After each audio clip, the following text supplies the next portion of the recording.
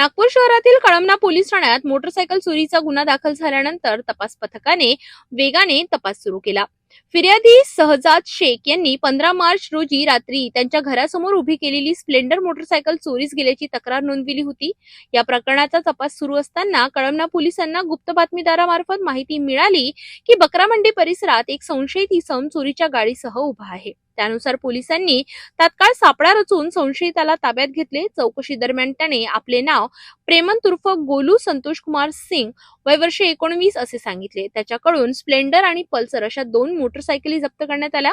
चौकशीत त्याने दोन्ही गाड्या चोरी केल्याची कबुली दिली। या कार्यवाहीत पोलिसांनी 50,000 रुपयांचा मुद्देमाल जप्त केला असून दोन्ही गुन्ह्यांमध्ये 100% मुद्देमाल हस्तगत करण्यात आलाय। ही कार्यवाही नागपूर शहर पोलीस आयुक्तांच्या मार्गदर्शनाखाली कळमना पोलीस ठाण्याच्या तपास पथकाने केली। पोलीस स्टेशनला एपीआय श्री मुसळे साहेब यांचे डीबी पथक वाहन चोरीच्या गुन्ह्याचा तपास करत असताना त्यांना एक माहिती मिळाली की आरोपी नामे हेमंत उर्फ गोलू संतोष कुमार सिंग याच्याकडे चोरीचे वाहन आहे।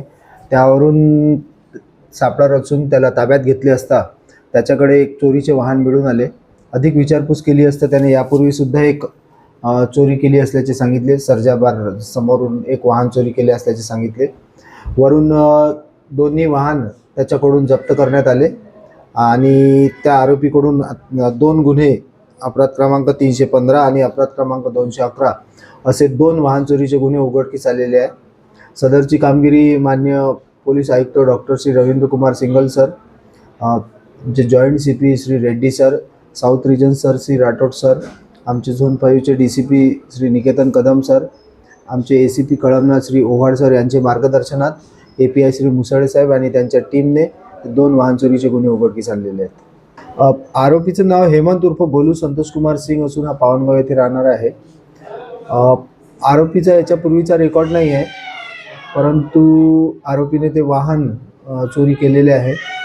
त्याच्या ताब्यातून दोन्ही वाहनं जप्त करण्यात आलेले आहेत। दोन्ही वाहनाची किंमत जवळपास 1 लाख रुपये आहे।